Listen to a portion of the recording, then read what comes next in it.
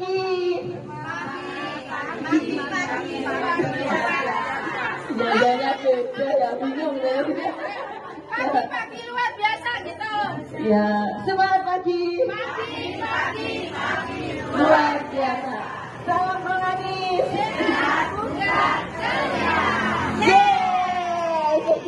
Sama alhamdulillah. Puji syukur kehadirat Allah Subhanahu wa taala. Hari ini kita kembali bersama-sama di sini acara Prolanis Ahad tanggal 3 Mei 2026. Kosong tujuh wis Mei. Alhamdulillah sehat semua. Ibu-ibu, Bapak spesial, Pak Sadi, sehat semua, semangat semua ya. Ya.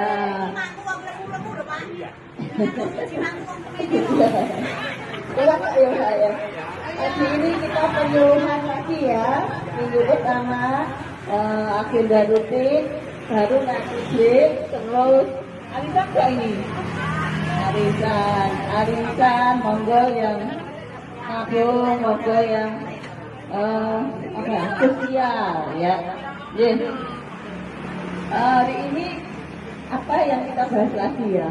Sama tentang kesehatan kita, tentang penyakit-penyakit kronis yang sampai hari ini selalu membayangi kesehatan dunia bahkan ya. Indonesia itu penduduknya telah di kisah orang terakhir itu penderita DM-nya naik terus, tensinya naik terus ya, bahkan hampir 1/5 penduduk itu DM atau hipertensi. Luar biasa nggak itu Pak? Ya, luar biasa ya pencapaian kita.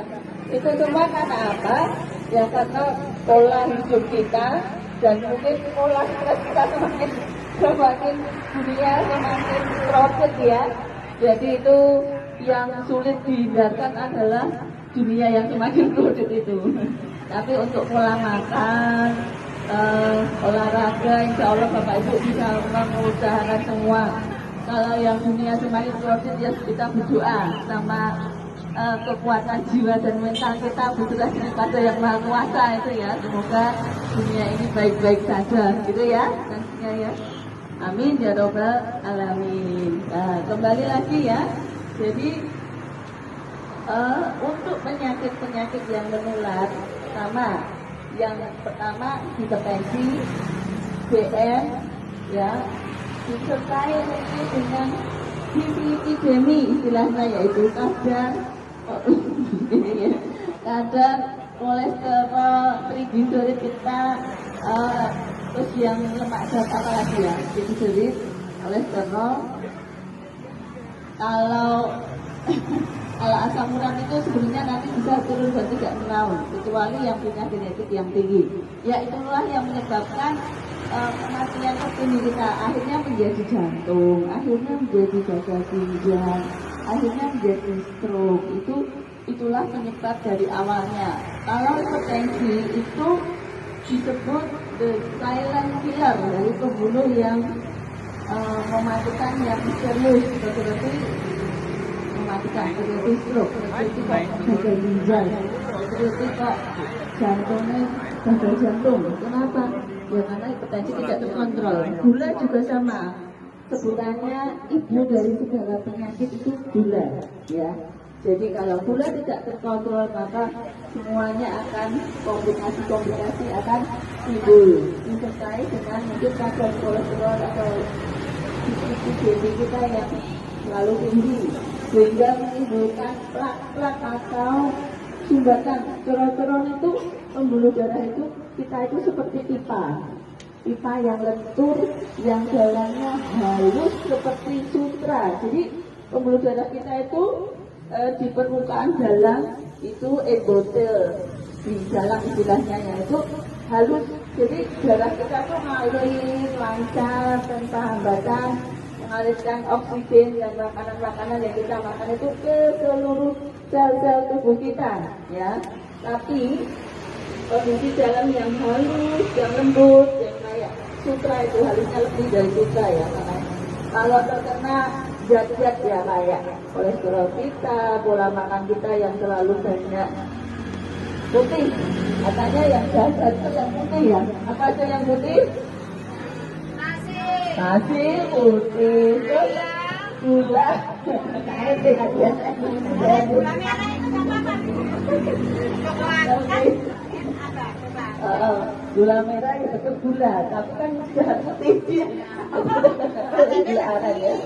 Gula putih, nasi putih, garam putih, tepung semuanya putih-putih itu ya. Kalau berlebihan itu juga tidak baik pada kesehatan. Padahal nyambak warna aku kayak tak bisa. Enak banget, Bu. Enggak apa enggak warna. Makan jagung Ada cuma ini. Ya. Tekan juga ya. Itulah karena tersimpan kenikmatan, tapi sebaliknya kalau kita tidak mengelola sekali boleh dengan uang pengen ya, tapi jangan segala sesuatunya jangan berlebihan, apalagi seiring umur ya semua organ-organ tubuh kita itu sudah terlalu turun mesin ya, mulai turun mesin ya, mulai jol ya, mulai los gitu ya. Senengnya gula ini mau gula deh, gula arah kuning bocor sembuh kok keluar itu mau mawon bu, sing loro peteng nih, sing loro dira itu. Betul, antara kalah di wong enam hijau sih. Arang itu, saya siji saya satu sih. Ya, makanya itu kita tetap menang baik nopo nih halo. Ya. Jadi ini adalah mengingatkan kembali ada di mana pilar untuk penanganan kesehatan DM khususnya dan yang lain sama sebenarnya, yaitu yang pertama adalah kita punya ilmu tentang penyakit ahli ini ya. Nanti kita sesi ulang. Kita posisi ya.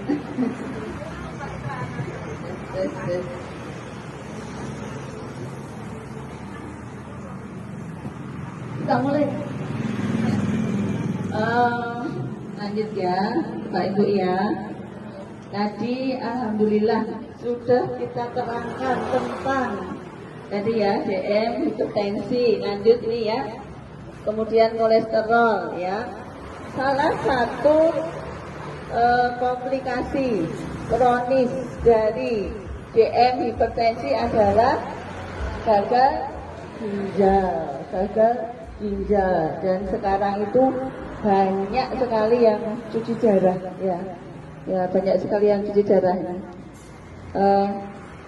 Ini agak ke bawah, disinilah ginjal kita bersemayam. Marilah kita sayangi ginjal kita ya, biar tidak ginjal ya. Biar tidak ginjal bersemayam, berletak posisinya di sini sama di sini. Jadi ginjal itu dia punya jutaan tangan yang akan menangkap membersihkan darah di seluruh tubuh kita. Jadi dia penyaring darah. Itu benar-benar apa ya, kuasa Allah yang maha besar ya di dalam tubuh kita itu, masya Allah. Kalau tahu ilmunya, luar biasa ilmu Allah itu ya. Ginjal yang hanya kecil 2, bahkan kalau sepertiga ginjal kita sehat gitu aja, kita itu sudah harus akhirnya darah-darah yang ngalir di tubuh kita tidak ada yang membersihkan. Tolong ini gambarannya yuk. Ginjal ini tugasnya ngasih, misalnya piring-piring kotor, gelas-gelas kotor, bubuk, kalau kita makan itu ya, semuanya nek dan Arisa bareng, semuanya kan pakai ya. Nah, ginjal itu ibarat kita mencuci piring-piring kotor-kotor yang ada di kanan kiri kita. Bayangin ada yang dapur, ibu-ibu ya, yang dapur, tumpuan piring kotor kanan kiri itu darah kita yang penuh dengan zat-zat yang harus disaring, yang harus dibersihkan untuk beredar kembali darah bersih itu ke seluruh tubuh. Terus air mengalir Ya, kalau kita cuci piring pakai air mengalir itu pinginnya airnya ganjar apa ragu? Apa lagi titit? Ganjar ya. Makanya airnya yang putih apa yang coklatan apa yang putih. Ibarat air itu berarti air minum kita ya. Jadi makanya minum air itu sebenarnya itu sehat ya. Kalau kita sehat, bahannya air untuk mencuci itu ada, kita minum dengan 35 cc per kilogram berat badan per hari kebutuhannya. Bahkan ada yang bilang aku lah ya itu ya. 35 cc per kilogram berat badan per hari kan bobotnya orang sendiri-sendiri, silahkan dihitung. Itu adalah kebutuhan cairan air putih kita untuk membuat ginjal kita bekerja dengan maksimal mencuci piring-piring, gelas-gelas dan kotor tadi. Nek airnya bancar mengalir lancar ya kerannya bancar, coro-corone kuwi pame lancar Juni putih itu seperti ikan semangat gitu ya. Akhirnya bersih kembali, darah yang mengalir di tubuh kita bersih, jauh dari protein yang berlebihan, jauh dari gula. Makanya kalau orang sakit gula itu kan darahnya penuh dengan gula, karena dia tidak bisa masuk sel, mengalir menyatu di darah kita. Ginjalnya kerja keras itu mengeluarkan gula-gula berlebihan itu kadang lewat titis ya. Makanya sering titis ya, karena orang yang sakit gula itu nggak malam titisnya begitu gitu ya. Kali ini lalu buangnya tinggi, karena itu kerja keras ginjal kita nih orang tuh akan menyumbat di seluruh pembuluh darah kita, dan akhirnya sel-sel ginjal kita, sel otak kita, sel jantung kita, sel tubuh kita nggak bisa lancar oksigen dan makanannya karena di jalannya kental. Berarti itu ya analoginya ya, darahnya kental, orang ngalir lancar, orang beres ngalir malahan nyumbat kemana-mana, akhirnya bisa ke ginjal sendiri ke ginjal, ke jantung jadi jantung koroner, ke otak jadi stroke, seperti itu. Nah, jadi hal tangannya seperti itu, analoginya seperti itu, bisa dibayangkan dan bisa dipahami ya. Ya, berarti yang pertama yang paling gampang kan minum air putih. Berapa bedanya? 35 cc per kilogram berat badan. Ini gampang. Nah, ini saya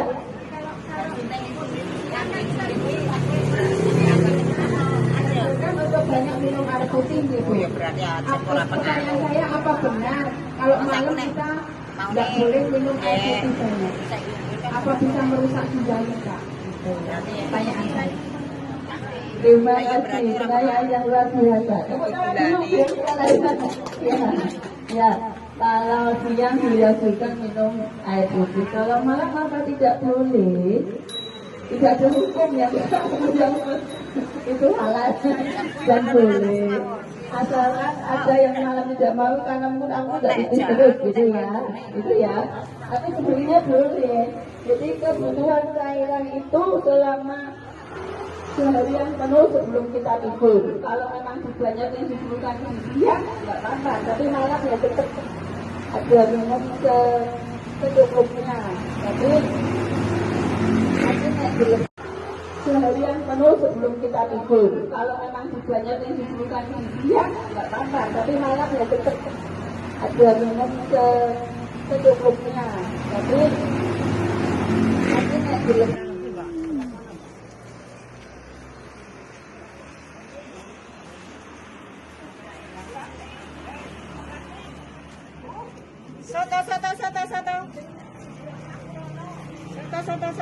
soto. Anu jeruke nipis niku lho, Mbak. Iya. Mantep, Bu. Mantap, airnya banyak. Nembe dipaprasi niki.